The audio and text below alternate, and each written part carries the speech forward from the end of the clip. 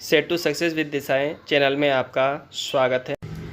नमस्कार विद्यार्थी मित्रों, आज हम पार्ट 1 के छोटे सवाल यानी कि साझेदारी पीछे प्रवेश में जो छोटे सवाल आते हैं उनके बारे में चर्चा करेंगे। उससे संबंधित कुछ रूल्स या नियम हैं जिनके बारे में हम यहाँ चर्चा करने वाले हैं और उसके बाद हम सवालों की चर्चा करेंगे। तो सबसे पहले इसमें प्रविष्टि ज़्यादातर पूछ ली जाती है कि आहरण खाता बंद करने की प्रविष्टि लिखिए। तो वैसे तो आपको पता ही है कि मैंने पूंजी खाता बनाना सिखाया था, तो आपको पता है कि उसमें जो आहरण खाता वो पूंजी खाते या चालू खाते के उधार में लिखा जाता है। तो वो वाली प्रविष्टि है, इसलिए ध्यान रखना है कभी भी आहरण खाता बंद करने की प्रविष्टि पूछी जाए तो आपको ये प्रविष्टि लिखनी है।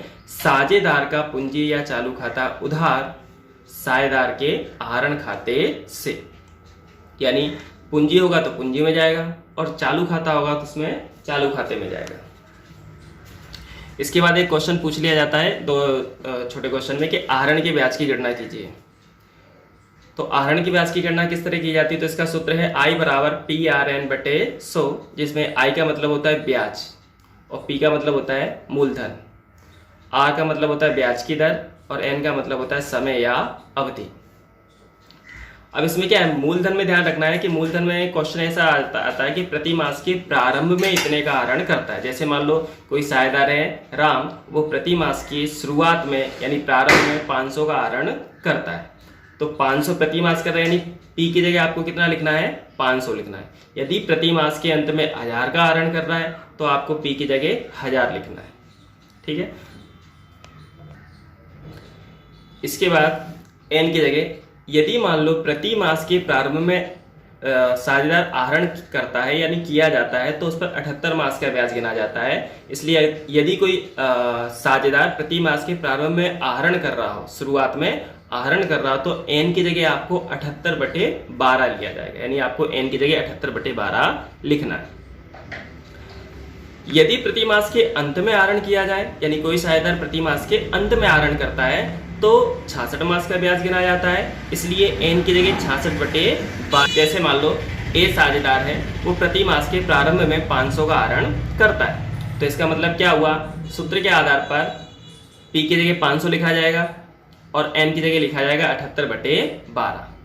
यदि कोई साझेदार प्रति मास के अंत में 1000 का आहरण करता है तो आपको अंत बोला इसलिए एन की जगह कितना लिखना है? 66/12 लेना। इसके बाद कभी क्वेश्चन में पूछ लिया जाता है कि मैनेजर की कमीशन की गणना करो या साझेदार को कमीशन दिया जाता है तो कमीशन की गणना कीजिए। तो कमीशन की गणना करते समय इसमें दो रूल्स पड़ते हैं। एक होता है कमीशन घटाने के पहले के लाभ पर कमीशन की गणना करें, यानी जो कमीशन है उसमें लिखा होगा कमीशन घटाने के पहले के लाभ पर अगर कमीशन की गणना करनी है तो सूत्र बनता है कमीशन बराबर शुद्ध लाभ गुणे कमीशन का प्रतिशत जितना भी दिया हो बटे में 100। यानी मान लो किसी को कमीशन देना 10%, तो शुद्ध लाभ की जगह पर लाभ आ जाएगा और कमीशन की जगह 10 आ जाएगा और बटे में आ जाएगा 100।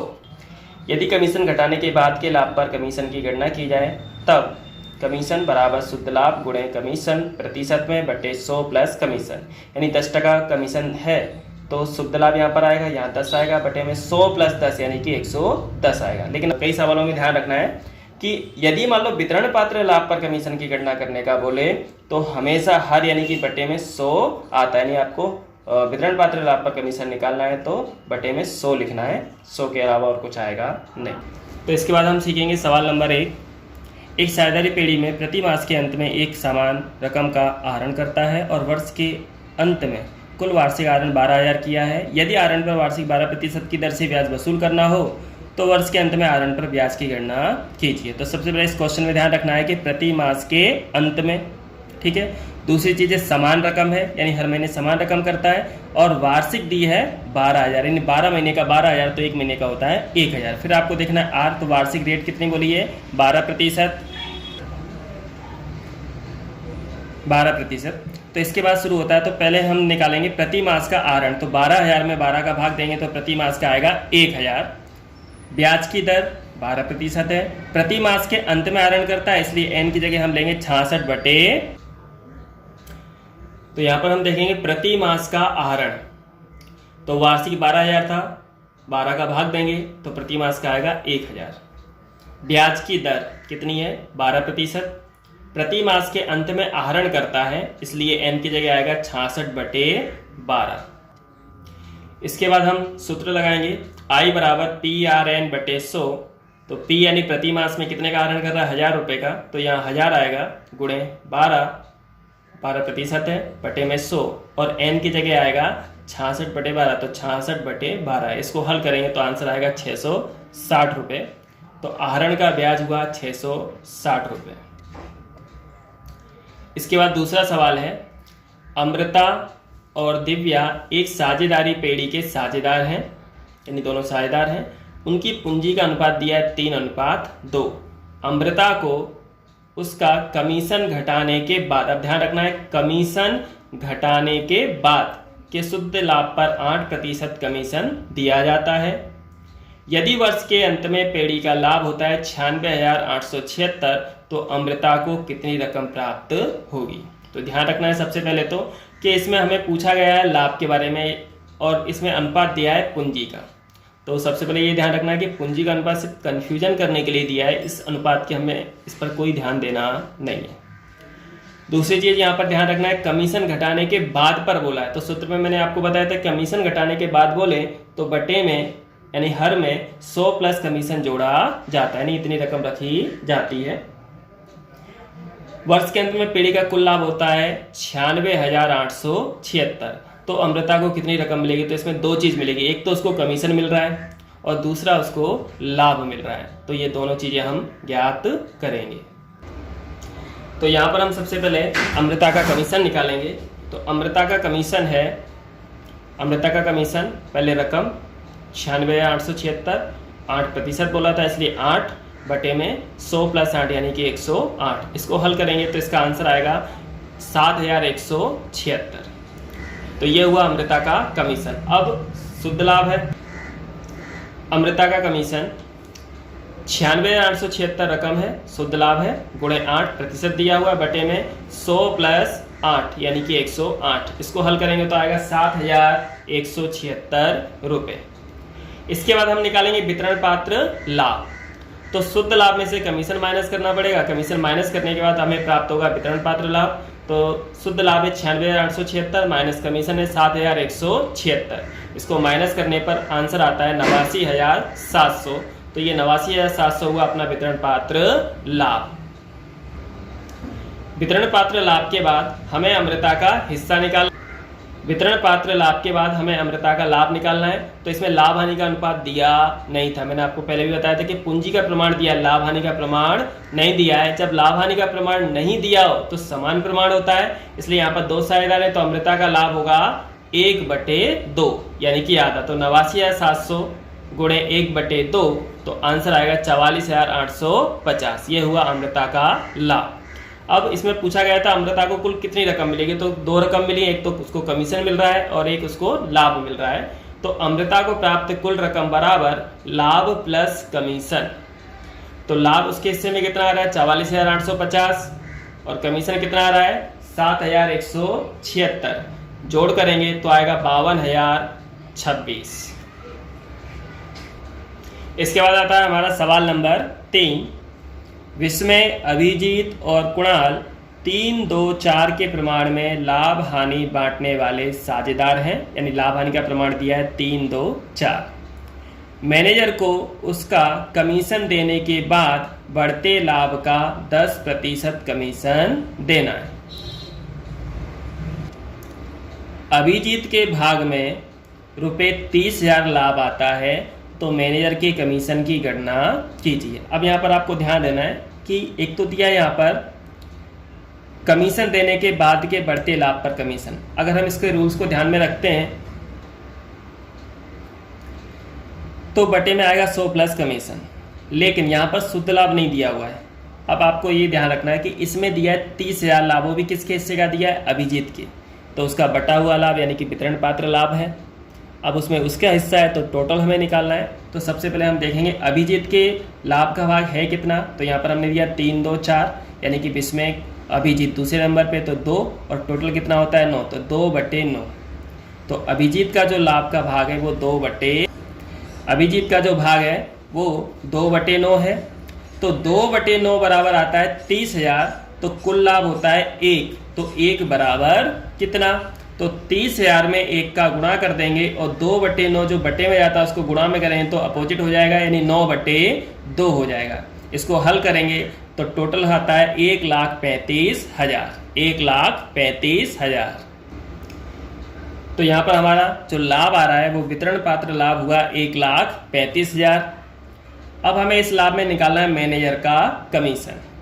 तो मैनेजर का कमीशन 1,35,000 गुणे 10/100। तो मैंने आपको बताया था कि अगर वितरण पात्र लाभ पर कमीशन निकालने को आए तो हमेशा बटे में 100 रखने का, ठीक है। तो इसलिए 1,35,000 गुणे 10/100 तो आंसर आएगा 13,500। तो मैनेजर का कमीशन हुआ 13,500। इसके बाद आता है सवाल नंबर 4। राजकुमार, कौशिक और शर्मा का लाभ हानि वितरण का अनुपात दिया है 15, 10 और 9। यदि वर्ष के अंत में पीढ़ी का कुल लाभ होता है 68,000 तो प्रत्येक साझेदार को मिलने वाले लाभ ज्ञात करो। यानी सिंपल सवाल है कि इसमें लाभ हानि का अनुपात दिया हुआ है 15, 10 और 9, इन सबको जोड़ेंगे तो होता है 34 और कुल लाभ दिया है 68,000। तो इस 68,000 को हमें इस अनुपात में बांट देना है। तो सबसे पहले हम देखेंगे राजकुमार का लाभ 68,000। अब राजकुमार यानी पहला नाम यानी 15 हुआ, कौशिक का 10 हुआ और शर्मा का 9 हुआ। तो उस आधार पर 68,000 गुणे 15/34 यानी सबका टोटल होता है 34। इसको हल करेंगे तो इसका आंसर आता है 30,000। सेम ऐसे ही कौशिक का लाभ निकालेंगे। कौशिक का लाभ कितना हिस्सा है उसका 10, तो इसलिए 68,000 गुणे 10/34 तो इसका आंसर आएगा 20,000। शर्मा का लाभ 68,000 गुणे 9/34 करेंगे तो इसका हिस्सा आता है 18,000। तो तीनों में बांट दिया है। राजकुमार का 30,000 आ रहा है, कौशिक का 20,000 आ रहा है और शर्मा का 18,000 आ रहा है। इसके बाद शुरू होता है 5वां सवाल। मेहता को पांडे से 4 गुना और वाजपेयी को मेहता के हिस्से का आधा भाग मिलेगा। वर्ष के अंत में पीढ़ी का लाभ होता है 87,500। तो प्रत्येक साझेदार को प्राप्त लाभ की रकम ज्ञात करनी यानी गणना करनी है। तो अब इसमें लाभ हानि का प्रमाण नहीं दिया है, उसको सिर्फ क्लू दे दिया है। कैसे दिया है? तो मेहता को पांडे से 4 गुना मिलता है, यानी मेहता को जो पांडे को मिलेगा उसका 4 गुना मिलेगा। फिर दिया वाजपेयी को मेहता के हिस्से का आधा मिलेगा, यानी वाजपेयी को भी कितना मिलेगा वो भी दिया है कि मेहता का जो मिलेगा उससे आधा मिलेगा। लेकिन पांडे जी को कितना मिलेगा ये दिया नहीं है। तो इसलिए आपको सबसे पहले सवाल में यही देखना है कि किस व्यक्ति का नहीं दिया है। जिसके बारे में कुछ भी क्लू नहीं हो तो उसे हम क्या करेंगे, मानेंगे। तो यहाँ शुरू करेंगे, माना कि पांडे का लाभ है 1, तो मेहता जी का लाभ कितना होगा? तो इसमें लिखा है कि मेहता जी को पांडे से 4 गुना मिलेगा, तो इसलिए पांडे जी को मिला था 1, उसका 4 गुना यानी 4 का गुणा करेंगे तो मेहता जी को मिलेगा 4। फिर वाजपेयी का लाभ, तो यहाँ पे दिया है वाजपेयी को मेहता जी के हिस्से का आधा भाग, आधा मतलब होता है 1/2। तो वाजपेयी का लाभ होगा, मेहता जी को 4 मिलता तो 4 गुणे 1/2, तो आंसर आएगा 2, यानी कि वाजपेयी जी को मिलेगा 2।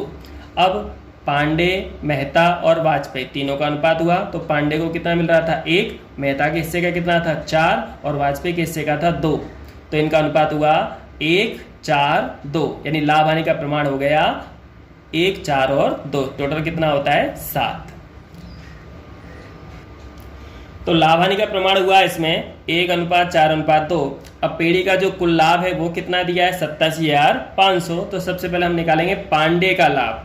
तो पांडे जी को कितना लाभ मिल रहा है? तो 87,500 गुणे इनका हिस्सा कितना है 1, टोटल कितना है 7, यानी 1/7। इसको हल करेंगे तो आएगा 12,500। मेहता जी का लाभ, तो 87,500 गुणे 4/7, क्योंकि मेहता जी को मिल रहा है 4,